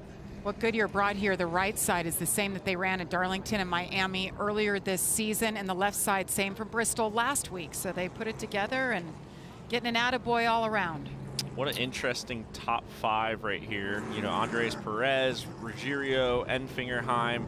A lot of mix of strategy, but a lot of mix of new contenders and players. Let's take a look now at what's around the turn. A lot more racing action. We talked about Fox being your home for it all. NASCAR from Talladega next Sunday, April 27th. That's at 2 Eastern. NHRA from Charlotte on Sunday, April 27th as well, following the Cup race. What about That's on FS1. What about our man Tony Stewart? Oh my gosh. Wins in top fuel. He wins in everything he does, and that's just a great story. Saw IndyCar from Birmingham. What a beautiful facility that is. I'm really enjoying the IndyCar coverage on Fox. So Corey Heim here leading for the first time today. A little bit of strategy. Gio Ruggiero, his teammate at Tricon, just behind him. Grant Enfinger last pitted on lap 112. You see the lap number that they last pitted on in your pylon. A couple Toyotas leading the way. It's all been about Ford so much, pretty much all day.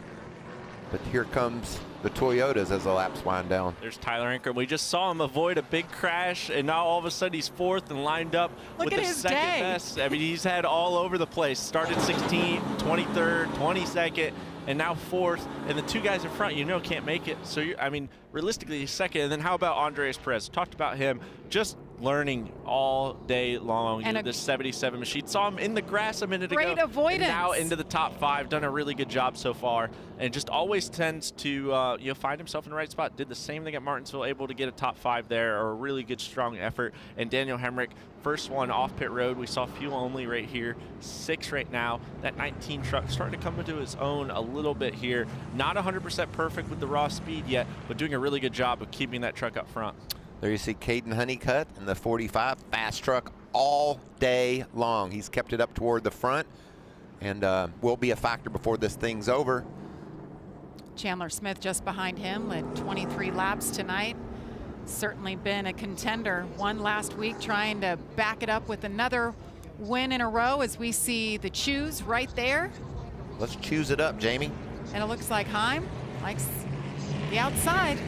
Ruggiero takes the bottom. We always have the saying, winners choose front row.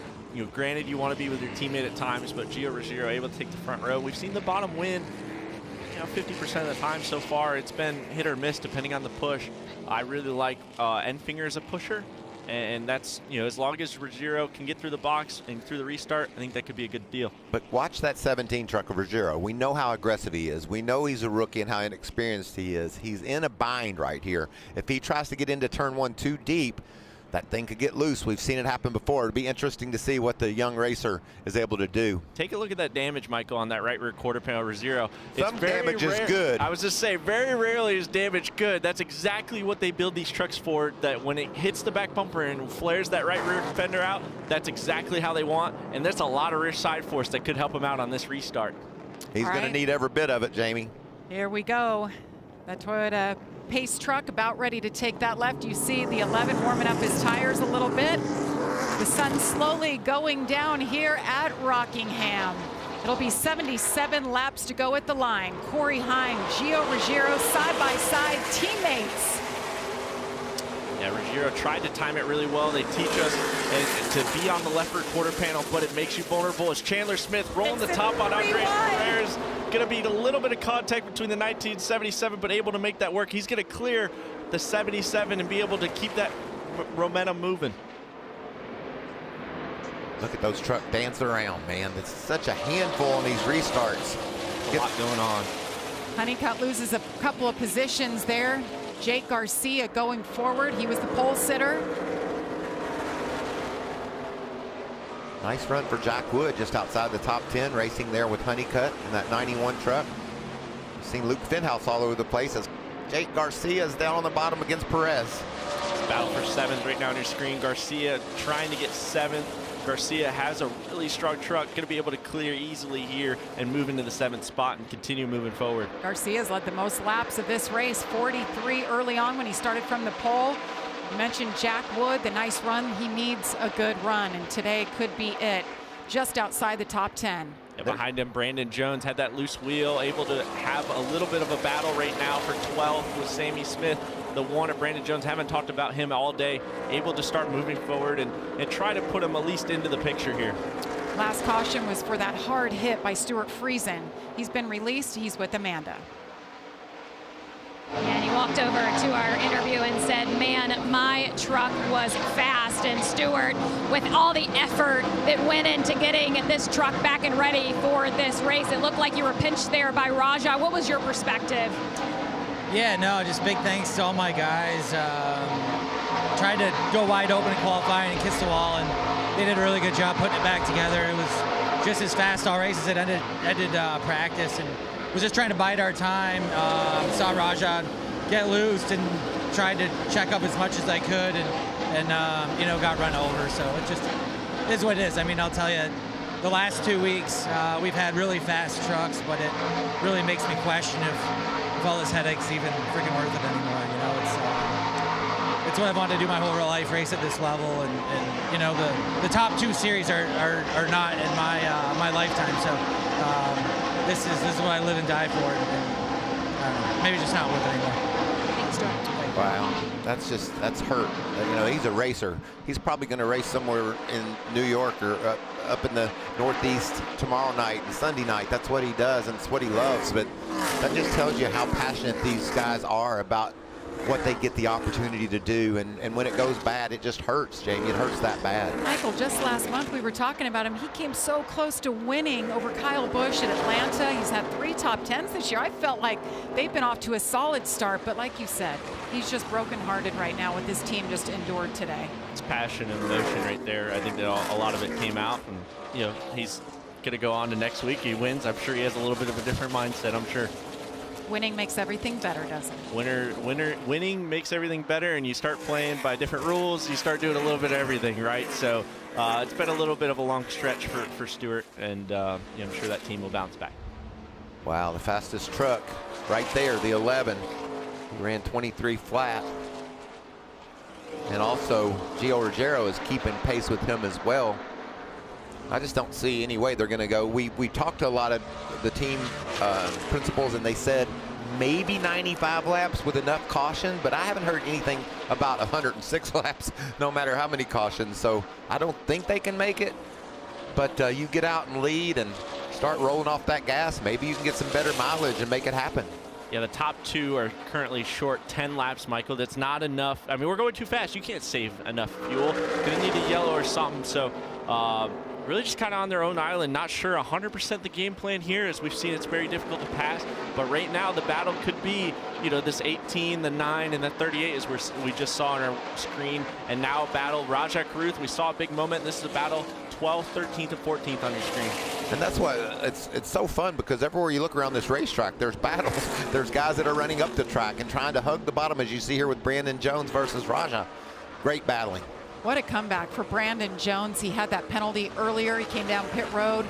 One of his tires got away from him, had to restart on the tail end, and he's moving forward, going in the right direction. 13th right now for Brandon Jones. Just behind him, Rajah Caruth. And just behind them, Connor Mozak. And Jamie, you've talked about all the stuff he's been through today, and he's still trucking right along, right up in the top 15, trying to chase this three-way battle down.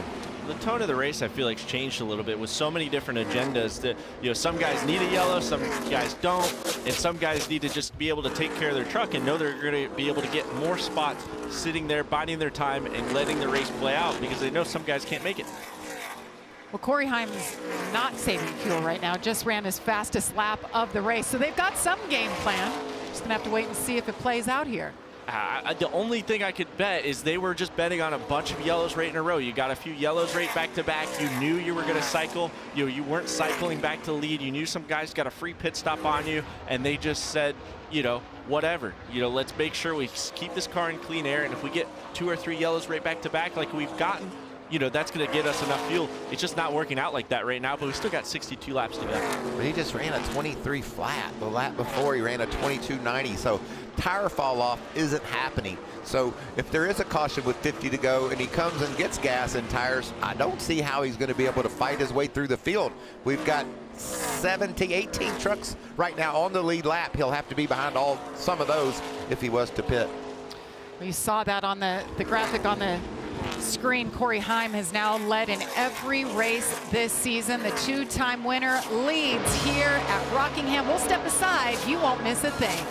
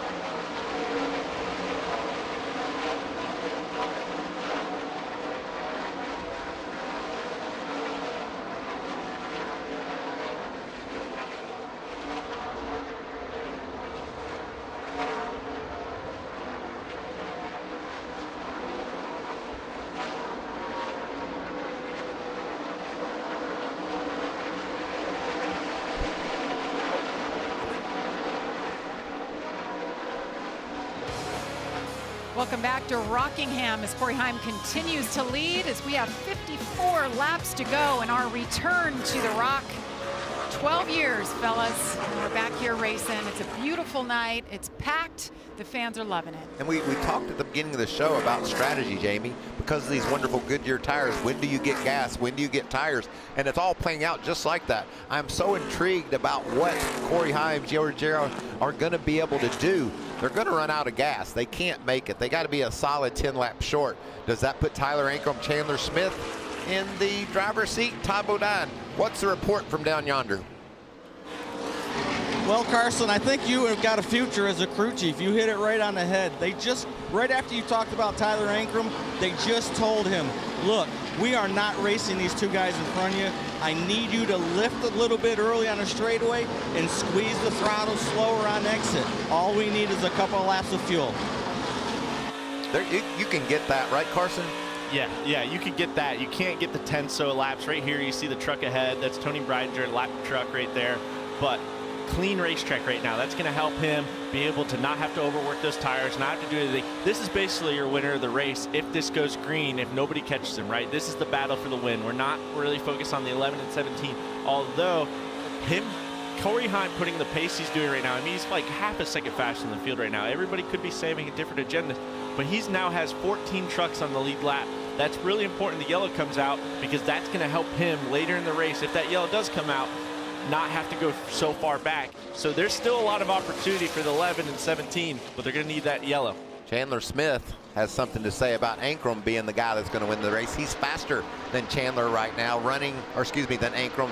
Chandler Smith is running him down, and he's got a little bit more cushion, 7 more laps of cushion on his fuel tank. So keep your eye on number 38 again this weekend. So coming in, we talked about the fuel window being between 80 to 82 laps. So right now they're looking at Tyler Ankrum stretching it to 88. So he needs a little bit of help, like you talked about, backing it down, doing all the things. But they don't ever tell you the truth. They tell you 80 to 82 or 3, and they probably are thinking more like 88 to 92. So he's got to feel okay about it. Well, luckily a few of those laps were under yellow that he got to hopefully save and do everything. And, you know, when he catches a lap truck down the straightaway, hopefully he's using the draft correctly and lifting a little bit, and not running those RPMs too hard. And, you know, there's so many things he could do. Lift a little earlier, squeeze the throttle a little bit. And he knows defense is important, but he can't let, you know, he's got a 1.6 something lead right now to Chandler Smith. That's important gap because he can't let him get too close, get in that draft, and then start having to race. He's got to be able to save fuel now and have it later when they can go. You see it right there in the pylon, last pit lap. 94 for our Corey Heim and Gio Ruggiero. Behind him, Tyler Ankrum is who we're talking about. Chandler Smith right behind him, last pitted on lap 119. So a little bit more to the good. Getting a report from pit road, Jamie, that this truck can go about 20 more laps. Be looking for a caution between now and then to get to pit road, because if there isn't, it's going to be uphill battle. Game changer for this team. And as you spoke about Chandler Smith's little over a second deficit, well, he shrunk that. He's got it down under a second now. Well, this could have been the yellow at one point for how aggressive everybody's being right back here. A few guys on different laps and different strategies. You see Rajah Caruth on the bottom there, currently in the 12th spot.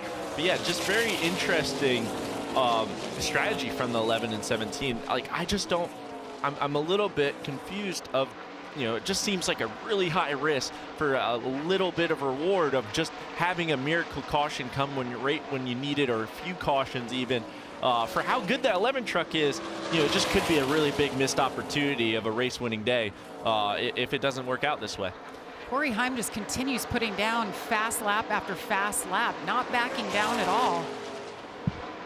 No, not at all. It's super fast, the 23-26 compared to the next best in the 40s, next best in the 70s and 80s. So super, super fast laps. This is going to be really important if that yellow does come out, because he could lap all the way to 10th before he pits. But the hourglass is running out very, very quickly. You see, even in traffic, running super, super competitive lap times, you know, stronger than the field, even in traffic. But, man, that hourglass is slowly running out, or very quickly running out, I should say. What a great handling truck. We knew he'd be part of the story, Jamie. We thought the biggest story of the day was the fact that he qualified poorly, because we knew that he would race into contention. And a guy that qualified great, Jake Garcia, getting another position, that time off Grant Enfinger. He's up to the 6th spot. Yeah, Garcia in 6th, but when those two pit, he's going to be in that 4th position. Really strong day for that 13, having a career day, in my opinion, the best we've seen him run. And with all his teammates having misfortune, right, to be able to be the guy. I think if you picked one ThorSport truck to have the best day here, I'm not sure if Garcia would have been the name a lot of people would have said, and really proven everybody here that he could drive a racetrack pretty good. And if you do it at a place like Rockingham, I mean, the so tough impressive racetrack, that's just really an impressive run that he's having, being able to keep that truck so fast. Look at him driving the heck out of it. A little bit loose there as he laps Timmy Hill. But last time by, he was the fastest truck on the track, was this 13 of Jake Garcia. Guys, we talk about Corey Heim and running up front. He has 2 wins this year, but arguably he could have 4 wins right now. Heartbreak a couple times. Michael, let's take a look back here. This was Homestead. He's leading the field. Kyle Larson's in there, and his truck starts shutting off. And it shut off a couple times, and he still was going to win the race. But the 3rd time, it bit him, and he was just like, what else are we going to do? And then Martinsville, dominant truck, flat tire late after some contact into the outside wall. So he's won 2. That's another 2 that were his races because he was that strong. And then now you got here, right? Like leading the race, strong truck. He wasn't strong early, but obviously able to have a monster pace out front right now. 2.2 on his teammate and 9.7 seconds on 3rd in the rest of the field. And we're talking as if, he's needing a miracle almost, or a very, very timed caution. And we're not just saying, man, look at that 11 go off into the sunset. Well, he's now led the most laps in this race, 45 and counting. The question is, when will Corey Heim come into pit? This is the guy that I'm interested in. I talked about the fact that Chandler Smith was closing on him and he was rolling off the gas. I think he's stepped back on it because the last couple of laps he's been able to put some more distance between he and Chandler. So that's good for this 18 team. He's on quite the winless streak since his win at Kentucky. It's been 130 races. Kentucky in 2019 was his last win. He's hungry. Do you remember how he won that race? Fuel mileage. Yeah. A little bit. Some sort of similar story here. So he knows how to get it done when fuel seems to matter. So hopefully he's doing everything right inside that truck, because it's been a while since he's been in a contention to win and currently leading on his cycle. Hey, 4 top 5 finishes for this driver right here. Really clicking. Oh, that hurts. That's not going to help. Slows up Matt Crafton on the track. His issues earlier. His dash was on fire, yet he's still out there clicking laps off. That puts Chandler within a second right here. This is your gap right there into your screen. That white truck at the 38, now behind the 88. That's going to help bring Chandler Smith into the equation, and all Tyler Inkrum's crew, I'm sure they're watching. They're not watching out front. They're not watching any other truck except the truck we're watching on our TV monitors right now. There you see the battle that could very well be for the win of this race if the caution doesn't fly. That's a pretty big if, though. We've talked about how tight things are and how tough this track is. Don't think that a caution isn't out of the question. Well, Corey Heim just put Connor Mosheck a lap down, so we're back to 13 trucks on the lead lap. All but going to lap the Jack Wood here in a lap or 2, so that'll put 12 on the lead lap. So if that yellow does come out, he'll be coming down pit road with new tires. One restart, one really good restart. He kind of gets into the top 10. He wouldn't be out of it by any question, by any means, but they're going to need it now or really quickly, because he's just going to need all the laps he can get when that restart does happen. Michael, don't you say hope is a strategy? It is, and we're hoping right now. We're hoping for a caution, and we're hoping for it really soon, because our low fuel light is on. We know we're running really low on fuel, and just got to have, needs a break here if he's going to win the race, because as Carson said, the caution flies now. I think he still can win the race. Think about this. We talk about how the tires don't fall off much. Well, they're running around a 32.5 second lap now. They were all the way down, or excuse me, a 23.5 second lap now. They were down into the 2290s on fresh tires. So they will make a difference now that they have this many laps on their tires. I mean, we're hoping, right? You see the 11 crew getting ready to go at any moment they call him down pit road. But we've talked about the truck racing being so clean. There's so many consecutive non-checkers. Here he comes, down pit road, the 11 truck down pit road right now. Going to relinquish the lead to Gio Ruggiero. And Gio Ruggiero, it's just a matter of time for him. He's on the same strategy. 29 laps to go here at Rockingham. The leader is pitting. Corey Heim gets the countdown. Todd? Yeah, unfortunately, that hourglass ran out for Corey Heim. Loves his truck, no adjustments, just 4 tires and fuel. There come the tires. I am really shocked they're putting tires on it. I would have figured they maybe would put just fuel and trying to make that stop as slow as possible. You'll see 2 as he rolls off. Gio Ruggiero going to be down pit road as well. Tyler Ankrum now to lead, and now we get to see the battle we've been talking about. This could play out just as you guys have been talking about. What a moment it would be for Tyler Ankrum. It's been a long time, Michael. You just mentioned it, 130 truck races. And that truck is as good as it's been all day. You could see Tyler really hugging the bottom of the racetrack. Last time by, he beat Chandler. They ran about the same lap time, but Chandler's down by a 2nd and a 10th. So if you're Tyler Ankrum spotter here, all you're going to be wanting to say is lap times. I'm sure, I mean, every driver's different. Everybody wants their different preference. But right here, you're just trying to match lap times. You're trying to give your driver confidence. You're saying your lap time chasing you is, you know, he just picked it up, but so did Chandler. All right, 51 to a 52. That's right now the speed. 100th better advantage to Ankrum. You're just reminding him. You're pumping him up, giving him the biggest confidence you can. You're 26 laps, 26 qualifying laps. That's all I need from you. And we just can't give up 1.1 seconds. We can give up 100 here and there. We just can't make a big mistake behind lap traffic and give up 6/10 and bring it to us. You know, this is a big moment, and if he wins, even bigger, obviously. But talking to Tyler Ankrum, and he talks about, you know, what it meant for Christian Eckes to move up to the Xfinity Series. They lost Charles DeNike, the crew chief. He goes cup racing with Bubba. He said, we lost a lot of people at our team, yet we bring in Daniel Hemrick. We have to rebuild the 19. He said, we thought maybe we'd be behind because it's hard to find people that want to come in and work at this level, but they did, and they haven't skipped a beat. We talked about how good he's been. You see Corey Heim back on track, slicing and dicing, trying to make up some time. He's a lap down, Jamie, so he's got a lot. First car 1 lap down, though, so he's 13th, but got a long way to go, though, and 24 laps to get it done. That's not a lot of time, but just setting that story for McAnally Hilgeman Racing and what they've been able to accomplish this year. This is an impressive run for Andres Perez. He's in the 6th position.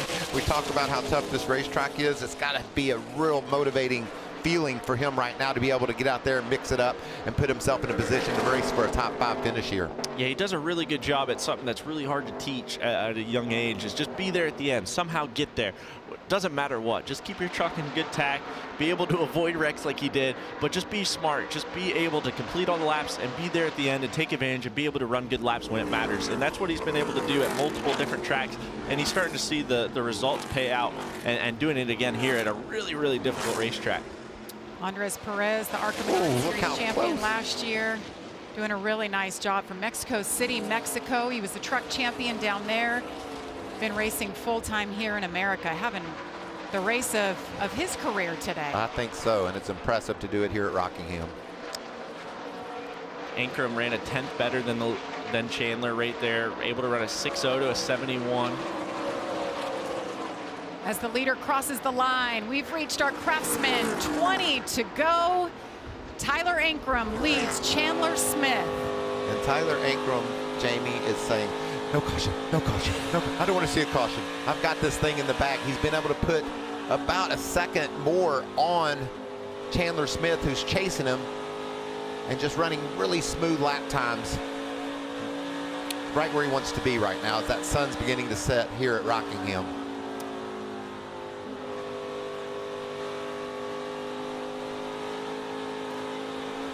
As we count down the laps to the end of this one, 19 laps to go. We're going to step aside. You won't miss a thing as we go side by side.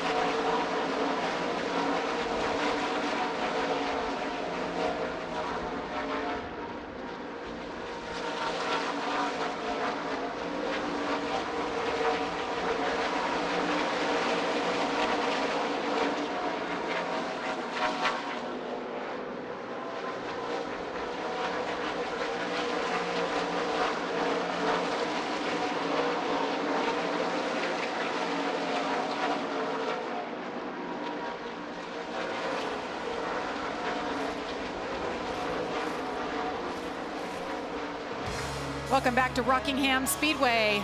While we were away, you saw nothing has changed up front. Tyler Ankrum continues to lead over Chandler Smith, Lane Riggs, Jake Garcia, and Grant Enfinger, your top 5. And we were just talking about Andres Perez. Had to come down pit road for a splash and go. Was knocking on the door for his first top 5. Yeah, it's heartbreaking, obviously, for Andres. A little shock for me, something. But, you know, maybe he didn't 100% know how to save fuel, 100%, the experience level and whatnot. But, yeah, unfortunately, a tough end to a top 5 run right there as we're on board Ankrum. You know, him trading lap times, did a really good job through traffic. Chandler got within 1 second, but then once he was able to get through traffic, able to inch away as we see Chandler Smith now under pressure from Lane Riggs, which is the last thing Chandler wants to see and the best thing that Tyler Ankrum wants to see right here is these two battling. And that's exactly what Lane Riggs wants to see. He's going for second position. He's run down Chandler Smith. He's still thinking maybe there's a chance just a second ahead as the leader. If he can grab that second spot away, maybe he can run down Tyler Ankrum as he's on fuel conserve mode up front. 10 laps to go here. We talked about the long winless streak for Tyler Ankrum, 130 races ago. He went to Victory Lane in Kentucky. That's how long ago it was. We don't even race there anymore. Here it is, 2019. He had to think this was the first of many that were coming. Just a young kid getting his chance in the Truck Series, goes to Victory Lane, wins at the tough Kentucky Motor Speedway, takes that checkered flag, and look at that feeling. He looks like a baby. Yes, he does. I think if you asked him in that moment if it would take 130 races in between to the next one, right? You talk about winning that first one's always the hardest. You get over that hump and the dominoes start to fall. It just hasn't for Tyler Ankrum. But you know, able to put together a really strong day. Now 2.5 seconds, you know, out front and looking really good right now. But fuel has been a concern. He's not. You never know. You never know. Well, the last 5 races this season have seen 5 different winners. That 38 truck, the last one to go to Victory Lane last week. Lane Riggs still looking for his win, but Tyler Ankrum, they have just been knocking at the door. It's just been a matter of time. We'll see if he can hang on here. About 6.5 laps to go here at the Rock. Please no caution, please no caution. That's Tyler Ankrum. Did we get radio really quick with Tyler Ankrum's voice? I just did it for you. That's exactly what that was. What's Lane's radio saying? Come on, baby.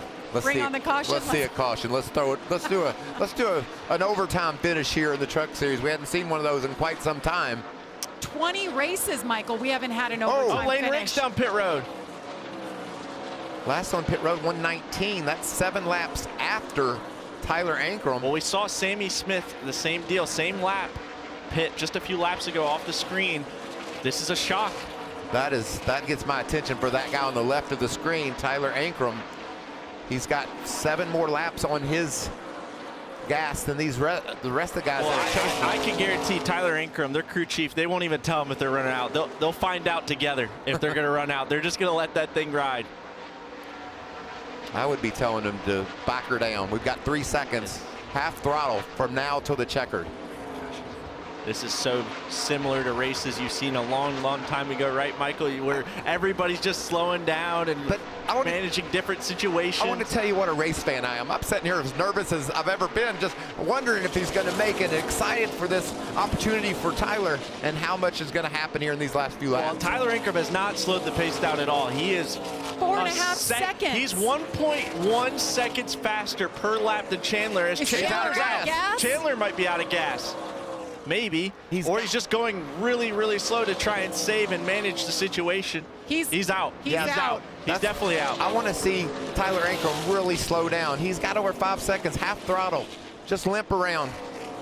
Is he running out? Tyler Ankrum's out. He's out. Tyler Ankrum is out. Or did he just shut it off and coast? No, I think he's starting to sputter. Tyler Ankrum hangs on. Chandler Smith was closest to him. Garcia, the next in line, running second, 8 seconds. He can coast. He can Final slow lap, down. guys. The white flag is out. Coast to the finish. Tyler Ankrum, hang on. 130 races since he has gone to Victory Lane. Last pitted on lap 112. The others behind him, last pitted on 119. They're out. He hangs on. How slow is he going on this final lap? Checker flag is in the air. He gets it done. Tyler Ankrum, your winner in a fuel conservation at the end. Gosh, I cannot believe. I mean, it looked like for a second he was out compared to everybody else, but that must have been right when they were telling him you got to slow down. Slow down. You're racing nobody. Nobody is in the same zip code, and Tyler Ankrum able to shock a lot of us up here. I mean, he made eight laps later was the 38 and 34, and they could not make it. They legitimately ran out. There was not just, oh, we'll come down pit road as you see the crew celebrate. The MVP of the race team, definitely the fuel man, where he is, as Tyler Ankrum begins to celebrate. Well, he's got plenty of fuel. He's got plenty of fuel. Is Joey Logano driving that truck or something? Because it always seems to be that the guys were like, oh, they're out of fuel. They got to be out. They got to be out. Have plenty to do burnouts and just do it. Just putting the exclamation point on everything tonight. I wonder how much he knew versus didn't know about everyone around him. But when he goes back and watches this, Carson, there was a lot of drama unfolding behind him. Look. Still going. Well, it's starting to sputter on him a little bit because it started to sputter. Yeah, there it is. It's out. We're finally out. It is out. Is he riding all the way around? You got to make it to the front stretch. Well, not if you don't have any gas. We need to hear from him. Well, he needs a push. Look at that sun shining down. Well, he's going to get to enjoy it. He's going to look at the. Oh, got to fire back up. Well, either blew the crush panels out of it or something, but either way, going to be really excited. Tyler Ankrum. Garcia going to end up second. Daniel Hemrick third. Carruth fourth. Enfinger fifth. What a shake of a turn of events. Corey Heim ended up eighth. After all of that, what a comeback. What do you think he's going to think when he realizes he won the trip? Well, this Rockingham crowd is, I think, potentially even more excited. You see there, what a great camera angle of everybody. All the fans that have been waiting for this moment for NASCAR to come back to the Rock. 12 years they've been waiting. And the excitement, Michael, when we announced it last year we were going to go racing here. And how it ended in dramatic fashion. Was he going to make it? Could he get there? And yes, he could. And look at that celebration. It's been since 2019 that he's got to feel that feeling right there. And I know it must be just wonderful for him. Well, you had to see a lot of wins out of that shot, which can only make you hungrier, right? He kind of is now the big tenure of McAnally Racing with Chris Shedekis moving on. You know, he is the only driver to stay full-time in that camp. You know, kind of be the face, or at least should be. Had a super strong start of the year, and now able to capitalize on the winless streak and be able to put that 18 truck in victory lane at the Rock of all places. How awesome! Oh, but wait, there's more. Still more fuel. I've given up trying to predict when that truck's going to be out of fuel. That is really impressive. 10th career win for McAnally Hilgeman Racing. Is he going to just drive it to victory lane? I believe so. We need to do the front stretch interview. Todd's probably down there running around trying to catch up with him. Amanda, somebody. We'll have our reporter ready for him. A lot of McAnally guys giving him high fives. That's awesome to see. It's so great that we picked the winner of the race to put our in-car camera in so we could get this ride along with him. Look at him shading his eyes from that sun setting here in Rockingham. Well, Ankrum obviously super impressive, but I don't know if there's anybody more impressive to me than Jake Garcia this whole week, this whole day, especially that truck was super, super strong, and he did a great job. You see Daniel Hemrick there, able to win in Martinsville, and then now third. Really strong day also for him. Jake Garcia matched his career best finish with the second, led 43 laps. Raja there interviewing with a top 5 finish. Good run for him. Grant Enfinger with the top 5 as well. What a race. What a day.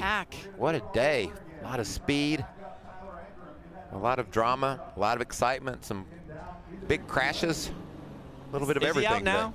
Is he out now? Because he's getting pushed. Trying to get his helmet off so we can get a word from him. But guys, we got to kick off the action this weekend. We're going to have the ARCA East running tomorrow morning, the Xfinity Series tomorrow afternoon, and of course the Cup Series is off for Easter. Let's check in with Amanda. Yeah, Jamie, standing next to Corey Heim, who has been relatively silent over here, just said today was not my day. How do you reflect on this one? Yeah, just, I don't know. I thought we were really, really good all day. Had a really good Tundra Tier D Pro. Huge thank you to Toyota and Safelite for all their efforts, track on garage. Yeah, I felt like if we had the track position, we would have been in really good shape from the very start. Just didn't have a good qualifying effort on my end and kind of was an uphill battle all day. So I didn't exactly know what was going on the last 40 laps there. I just know we pit and seems like a lot of guys were able to make it on fuel. So just unfortunate. I mean, I feel like it's kind of a weird deal there in the last stage. Just got to be better on my part to qualify better and have the track position. So once again, huge thank you to Track on Garage, Safelite Toyota for all their efforts. Thank you, Corey. That's a very professional interview he did there. Took the blame, part of the blame on himself. Probably will look back and say, should we have pitted? What could we have done differently to win this race? But I'm telling you, of the 6 races, 5 of them were his. And that's just the way how tough it is to get to victory lane, even if you have a dominant truck. You know, Michael, this year they're awarding an extra point to the fastest lap turn of the race by the driver that does so, and it was Corey Heim. So he gets that extra point. There's Bill McAnally right there. There's the emotion. Congratulating the drivers. He's going to climb out again. There's a team effort to get him back to victory lane, It was Michael. quite the effort, from the burnout to the half lap around to the crossover, the start-finish line. Well, I see Todd Bodine, the big hug. Todd, take it away. Hit your button, Yeah, Jamie. Todd. Tyler made me chase them all around this garage area to pit road. But I chased you, Andy. I'd chase you all the way around the track to get this interview. Great job, buddy. Thank you, man. It's I don't know. I don't know. It's strange. Well, it's strange. I didn't know where victory lane was at. But no, it's I can't thank these guys enough for the way this day started and going a lap down and Mark making the pit call to get the track position back and just saving fuel. Man, it was just. Coming with 6 to go, I was like, I knew that was the number. I knew we were 5 short. I was hoping I saved enough, and we did. What were you thinking? I know as a race car driver to go through that, thinking about this gas thing. What were you thinking, and how did you save so much fuel? I mean, I know being 5-6 laps short, it's 6 miles, 5-6 miles. So you just got to be able to give up everything. But I just found something there where I was pretty much lifting. I was about 60% down the straightaway, but I was able to draft off of Kraft and a couple of other guys, and I was just able to save that way. I mean, it's just, I don't know, man, it's surreal. I feel like this is pretty much how it went down in Kentucky in 2019, but here we are now with a 50 grand check. Another 50,000, Tyler Ankrum, second win of the career right here at the Rock. Jamie. Love it. So much emotion. You mentioned it. He wins the trip. He gets that $50,000 bonus. And I think There's Mom in there. I guarantee you, Jamie, he wasn't even thinking about it until he saw that check, and you see him 50 grand extra. That's a bonus for this team, and just a bonus when you take a victory in the NASCAR Craftsman Truck Series. Let's take a look at our unofficial results. Tyler Ankrum on top. Jake Garcia, we mentioned the day he had, but Daniel Hemrick, look at that. Tyler's teammate, another great finish for him.